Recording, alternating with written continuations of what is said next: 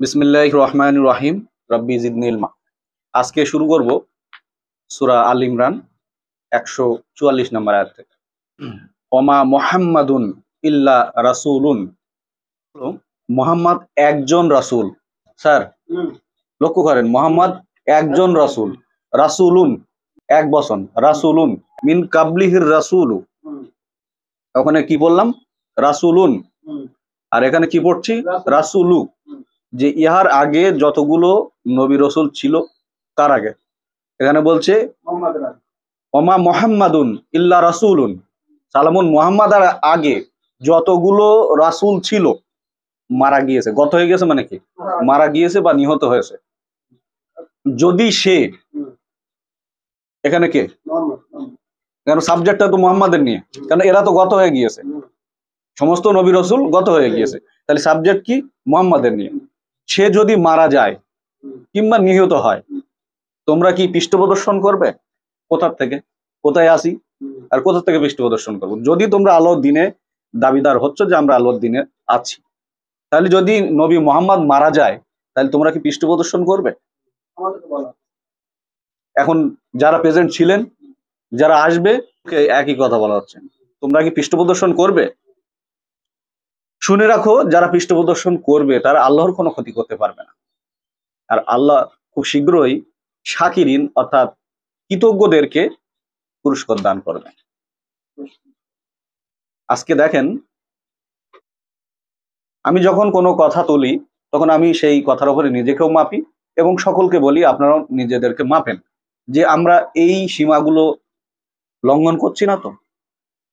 আপনাদেরকেও আমি বলছি, যদি হয় কোরআনের আয়াতের এই সীমাগুলো আমরা লঙ্ঘন করে থাকি, তাহলে তো আমাদের সমস্ত জায়গায় যা কিছু করি সব অর্থহীন হবে। তো এদিনে পরে আমরা দেখছি কোরআনের উপরে অনেক দিনী ভাই খুবই পাণ্ডিত্য অর্জন করেছে। এত পাণ্ডিত্য অর্জন করেছে যে সিদ্ধান্ত দিতে সময় লাগে না। আজকে একটা সিদ্ধান্ত দিল, দেখা যাচ্ছে 2 বছর পরে গিয়ে সেই সিদ্ধান্ত চেঞ্জ, 6 মাস পরে গিয়ে চেঞ্জ। আবার কিছু মানুষকে দেখছি তো 3 দিন 6 দিন 1 মাসের মধ্যে চেঞ্জ। যে সিদ্ধান্তের উপরে এই বিষয়ে বলেছিলেন, আবার দেখছে কিছুদিন পরে সেই সিদ্ধান্ত আবার চেঞ্জ, আবার অন্য কথা বলছে। এখন এই যে আল্লাহর বিধান নিয়ে একটা তুচ্ছ তাচ্ছিল্যতা হয়ে যাচ্ছে তাদের অজান্তে, ঠিক একইভাবে পূর্বে যারা নামধারী আলেম তারাও একই করে আসছে। কোন বক্তৃতায় কোন কথা তাদের নিজেদের বিরুদ্ধে গিয়েছে তারাও জানে না। এখন যারা ওই শ্রোতা মনোযোগ দিয়ে শোনে তারা অনেক সময় ধরে ফেলে, যারা একটু চক্ষুমান কমন সেন্স রাখে তারা বুঝতে পারে। ঠিক একইভাবে এই এখনো যারা একটু বোধগম্য রাখে কোরআনের উপরে, এই যে সিদ্ধান্ত দিচ্ছে এর মধ্যে কিছু মানুষ, খুবই সীমিত সংখ্যা বলা যেতে পারে বা সীমিত সংখ্যক মানুষ সতর্ক হচ্ছে, খুবই সীমিত, কিন্তু অধিকাংশ মানুষ এর থেকে বিভ্রান্ত হয়ে যাচ্ছে এবং নাস্তিকতায় চলে যাচ্ছে। এটা খুবই দুঃখজনক বিষয় আমাদের জন্য। যদি আমাদের থেকে একটা কাজ আল্লাহ পাক করে নিতে পারেন, সেটা সমাজের জন্য ভালো হবে, সকল দিনী ভাইয়ের জন্য ভালো হবে।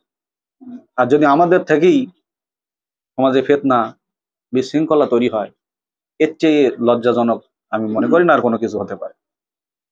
তো আমাদের সাবজেক্টের মধ্যে আমরা ফিরে আসি। এখানে যারা পূর্বে থেকে সালামুন ঈসা জীবন্ত আছেন এবং উনি চতুর্থ আসমানে আছেন, উনি আবার ফিরে আসবেন, এখানে কি বোঝাচ্ছে খেয়াল করেন। নিশ্চয়ই মৃত্যুবরণ করেছে বা নিহত হয়েছে মিন কাবলিহির রাসূল, তার আগে রাসূলগণ। তা সালামুন ঈসা কি রাসূল ছিলেন না? এখানে কি বলছে আল্লাহ? গত হয়ে গেছে, মৃত্যুবরণ করেছে, নিহত হয়ে গেছে। কার আগে? সালামুন মুহাম্মাদের আগে। তো তিনি কি মুহাম্মাদের পরে না আগে? তাহলে আগে হলে কি তিনি মারা গিয়েছেন? এখন আমরা যে কোনো জিনিস ভাববো, মাপবো, চিন্তা ভাবনা করব, তার জন্য আমাদের প্রুফ লাগবে তো, প্রমাণ লাগবে তো, ডকুমেন্টস লাগবে তো, যে এই কথার অর্থ আল্লাহ কেন বলেছেন। আমরা তো এটাই পাচ্ছি যে তিনি মারা গিয়েছেন, নাকি অন্য কিছু বোঝাচ্ছে এখানে? তাহলে আমরা দেখছি যে সালামুন মুহাম্মাদের আগে যত রসুল ছিলেন, এখানে রাসূল শব্দ আছে ওইটা ধরে নেয়, রাসূল ছিলেন মারা গিয়েছে, আর মুহাম্মদ একজন রাসূল। সাবজেক্ট এইটা নিয়ে আগে যায়। মোহাম্মদ একজন রসুল হলো, কে বলছে? আল্লাহ বলছে, আমি বলিনি কিন্তু। এখন এইটা নিয়ে একটা বড় ধরনের ফিতনা কিছু মানুষ তুলে ধরেছে। যেমন শব্দের তার আগে পিছনে যদি কিছু না থাকে আর শুধু একটা শব্দ কেটে নেওয়া হয়, সেই শব্দ দিয়ে কোনো কিছু বোঝানো যায় না। এটা কে বুঝবে? যার ভাষা সম্বন্ধে দিক নির্দেশনা জ্ঞান আছে, যে একটা শব্দ তৈরি করতে গেলে কিভাবে তৈরি হয় এবং এই শব্দ দিয়ে কতগুলো জিনিস বোঝা যেতে পারে। এটা খুবই একটা কঠিন বিষয়। আপনি পিএইচডি করতে পারেন, এসা হাজারো ভাষা জানতে পারেন, সম্ভব আছে। কিন্তু একজন ব্যক্তি যে একটা ভাষার বা একটা শব্দের দিক নির্দেশনা পাবে, এটা কঠিন ব্যাপার। যখন কেন এইগুলো তো বাস্তবিক ব্যাপার। তো এখন আমরা বেশি আর কি এইগুলো কেউ যেন আবার না মনে করে যে বিশাল জ্ঞান গরিমার বিষয় আশায় নিজেদেরকে জাহির করছে, ব্যাপারটা তেমন না।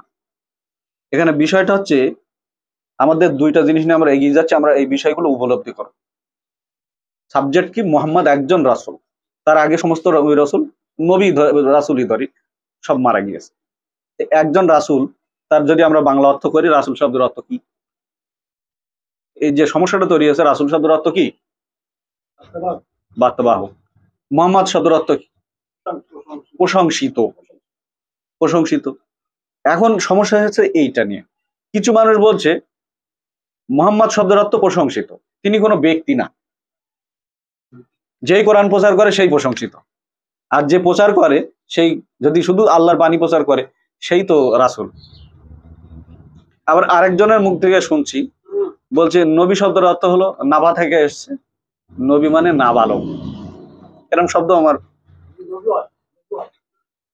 নবী নবী বলছে, এক একজন এক এক ধরনের। কিন্তু এই বিষয়টা নিয়ে খুব ভাইরাল হয়েছে যে মোহাম্মদ শব্দের অর্থ হলো প্রশংসিত। তো যে প্রশংসিত সেই হলো মোহাম্মদ। তো প্রশংসিত যে কেউ হতে পারে, এ নিয়ে হাও, কি বলেন স্যার? প্রশংসিত যে কেউ হতে পারে। এখন বিষয়টা কি এখানে আল্লাহ তাই বোঝাচ্ছেন যে মোহাম্মদ একজন ব্যক্তি, এটা শুধু একজন ব্যক্তি হবে না, যে যেখান থেকে কথা বলুক যদি সে কোরআন অনুসারে প্রশংসিত হয় তাহলে সে হবে মোহাম্মদ, এবং যে বাণী শুধু আল্লাহর প্রচার করে সে হবে রাসূল। হলো? তো সে কোনো ব্যক্তি না, ব্যক্তি বলে কেউ গ্রহণ করতে চাচ্ছে না আজকাল। মোহাম্মদ যে একজন ব্যক্তি সেটা গ্রহণ করতে চাচ্ছে না, জটিল হয়ে যাচ্ছে সিম্পল করে।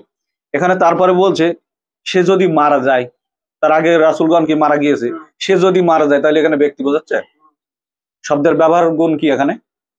সে যদি মারা যায় তাহলে কি তোমরা ফিরে যাবে আল্লাহর দিন থেকে, তাদেরকে বোঝাচ্ছে। এখানে ক্রিয়া প্রতিক্রিয়া বোঝেন তো, ব্যক্তি এখানে নাফসের কথা আসছে তো, সে যদি মারা যায় এখানে কি একজনের কথা আছে তো। এখন যদি আপনি ধরে নেন যে সালামুন মুহাম্মাদের কালিনী যদি বা যদি তাই হয়, তাহলে এরকম একটা উল্লেখ থাকতো থাকতো না, যে কোরআন শুধু আল্লাহর বাণী প্রচার করে। এখানে আমরা পরের আয়াতে পেয়ে যাব যারা শুধু আল্লাহর বাণী প্রচার করে তারা রাসূল বা বার্তাবাহক। এরকম ঘটনা আমরা কোরআনে পাবো কিনা? এখানে একজন রাসূলের কথা আছে, তার পূর্বে সমস্ত নবী রাসূল মারা গিয়েছে। এখন যদি তাই হয় একজন রাসূল এবং তার কালিনী যদি রাসূল থাকে, তাহলে এই হবে বিষয় যে তিনি এক জায়গায় থেকে তো সব জায়গায় যেতে পারবেন না, একজনই ব্যক্তি তো।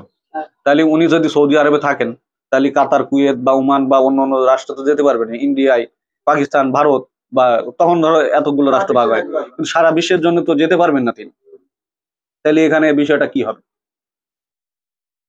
সকলের জন্য তিনি কিভাবে রাসূল হন? এটা তো আরেকটা জটিল বিষয়। আল্লাহ রাসূল পরিশুদ্ধ করেন, ওই একটা অনেকে কমেন্ট করেছেন, তো আমরা এটা নিয়ে আলোচনা করবো ইনশাআল্লাহ। তো যেখানে আসি আমরা, যদি তাই হয়ে থাকতো, একজন রাসূল না হয়ে একাধিক রাসূল হতো, তাহলে এখানে এক বছর আসতো না, এখানে উল্লেখ থাকতো। তাহলে আল্লাহ এখানে একজন রাসূলের কথা বলছেন। এবার যদি সেই সময় আল্লাহর যে মনোনীত রাসূল, সেই সময় যদি অন্য অন্য জায়গায় এরকম ধরনের কোনো খবর পাওয়া যেত, আমরা নির্দ্বিধায় সেটা মেনে নিতাম। এই কেতাবধারীরা এখন যারা বলছে কোরআন মানি, তারাই তো রাসূলকে অস্বীকার করছে। তারা নিজেরা আসলে, আচ্ছা এই কথাটা আমি বলেই ফেলি আজকে, এই যে রাসূলের ভূমিকা নেবার কারণ কি? আল্লাহ তো কাউকে রাসূল হতে বলেছেন কি? আমি বান্দাদের মধ্যে থেকে আমি মনোনীত করি, হ্যাঁ কি না? আল্লাহ মনোনীত করেন। তা আমার রাসূল হওয়ার কারণ কি? আল্লাহ বলছে মমিন হও, মুত্তাকি হও, সাদিকিন হও, আজকের আবার দেখলেন শাকিরিন হও। হ্যাঁ কি না? তো এখানে রাসূল হওয়ার ভূমিকা কি?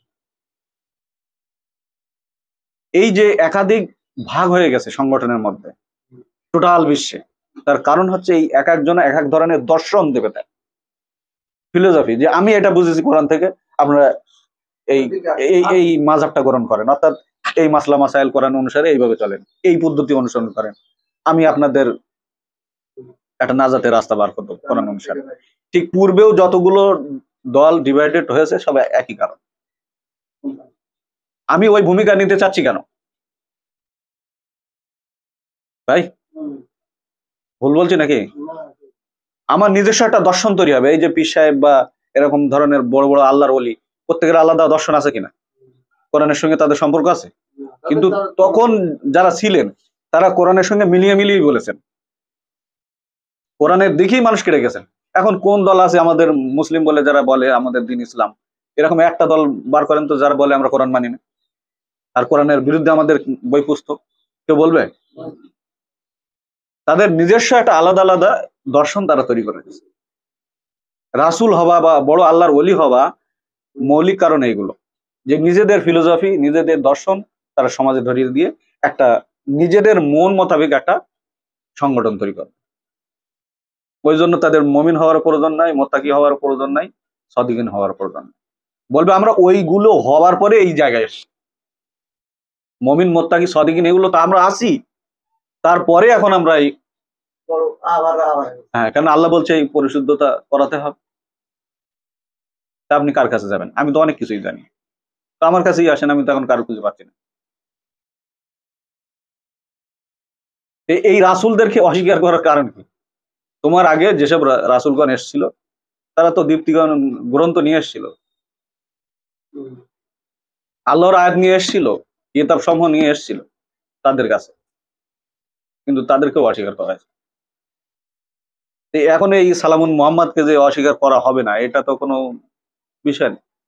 তাই বলে আমি আপনাদেরকে বলছি না এই যে আপনাদের যে ইতিহাস বা এই ধার্মিক ইতিহাস, সালামুন মুহাম্মাদের যে ভূমিকা আছে, এর সঙ্গে কোরআনের কোনো সম্পর্ক নাই, এর সঙ্গে কোরআনের কোনো সম্পর্ক নাই।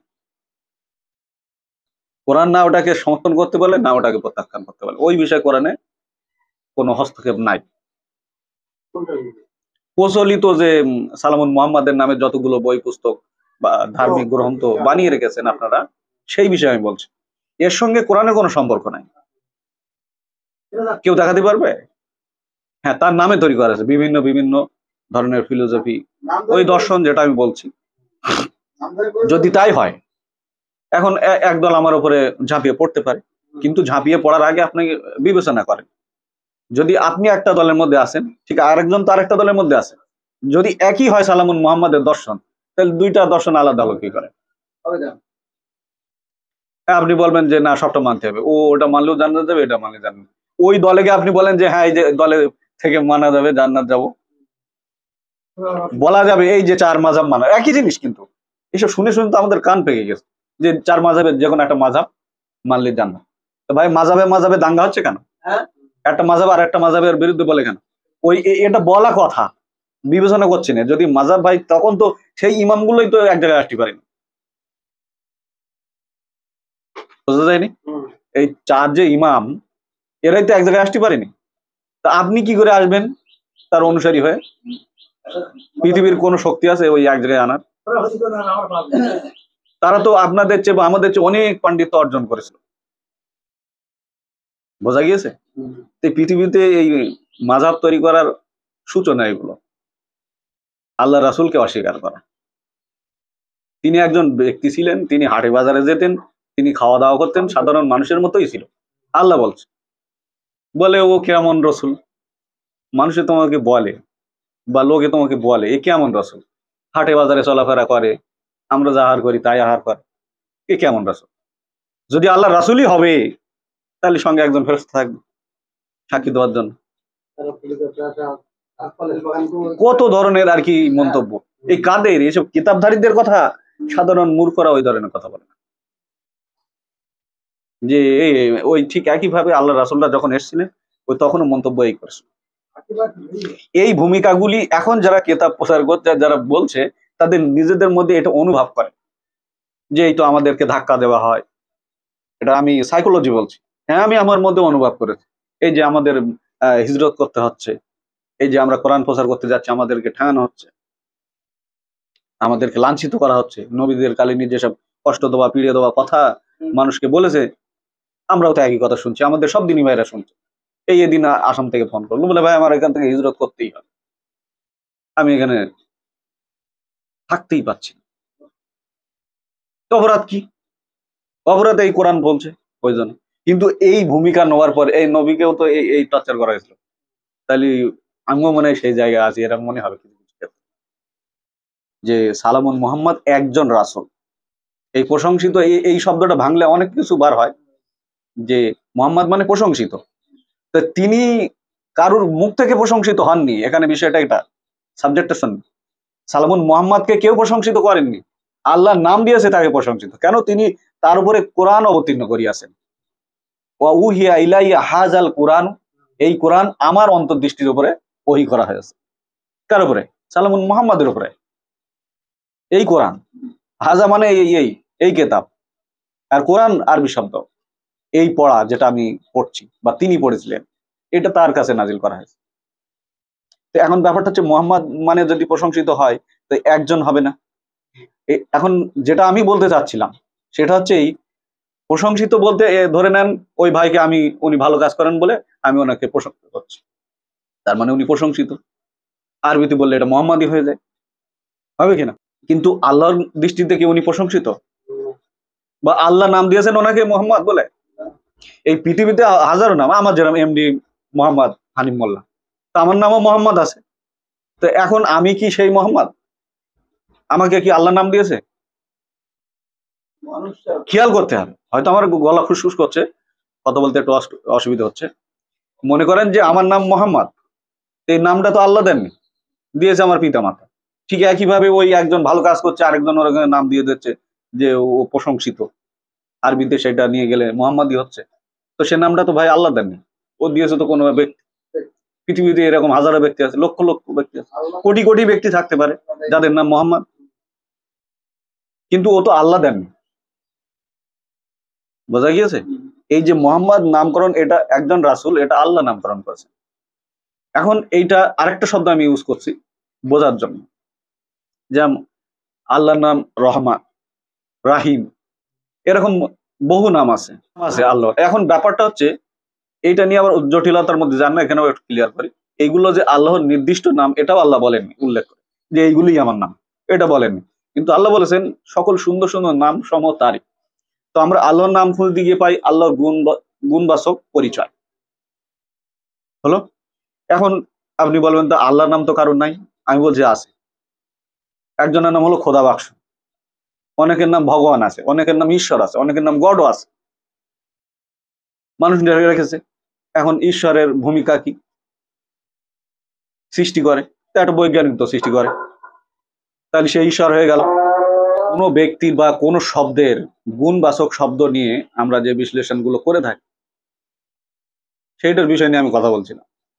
যেমন মোহাম্মদ শব্দের অর্থ আমরা বাংলায় কি জানি? প্রশংসিত। ঠিক একইভাবে আমরা রহমান শব্দের অর্থ কি জানি? দয়ালু। রহিম শব্দের অর্থ কি জানি? দয়াময়। তো এখন ব্যাপারটা হচ্ছে যে, যে ব্যক্তিগুলির নামকরণ আমরা করে রেখেছি, আমার একটা চাচার নাম রহিম, বোঝা গেল? এখন এখন ওই নামটা তো আমরা বলতে পারি আল্লাহর নাম, তা আমার চাচা কি আল্লাহ হয়ে গেছে? হ্যাঁ, এখন ব্যাপারটা হচ্ছে, যদি কেউ একজনের প্রতি অনুগ্রহ করে, সে দয়ালু, তাই বলে কি সে আল্লাহ হয়ে গিয়েছে? যদি আপনার গুণটাকে ওইভাবে নেন, মানুষের মধ্যে আমরা অনেকের নাম দেখেছি, আল্লাহ, খোদা, খোদা বাক্স, খালেক, মালেক, কত কি নাম আমরা দেখেছি, আছে তো। ভগবান, গড, ঈশ্বর, এইসব নাম মানুষকে দেওয়া হয়েছে। তো ভগবানের যা কাজ, এখন যদি বলি ওই গুণবাচক শব্দগুলি ওইভাবে মেলায়, শব্দের অর্থ কি? বিধানদাতা। এখন আমাদের দেশে এখন বিধানদাতাকে, আমাদের দেশে একটা বিধানদাতা ছিল না, ডক্টর আম্বেদকর, ছিল না? বাংলাদেশে বিধানদাতা একজন ছিল না? বাংলাদেশের একটা বিধানদাতা আছে, পাকিস্তানের একটা বিধানদাতা আছে, সৌদি আরবের একটা বিধানদাতা আছে। এখন ব্যাপারটা আগে শুনে নেন। যারা সংবিধান রচনা করে প্রত্যেকের একটা একটা বিধানদাতা আছে, প্রত্যেক দেশের একটা একটা বিধানদাতা আছে, আছে না? তো এখন তাহলে সবাই তো রব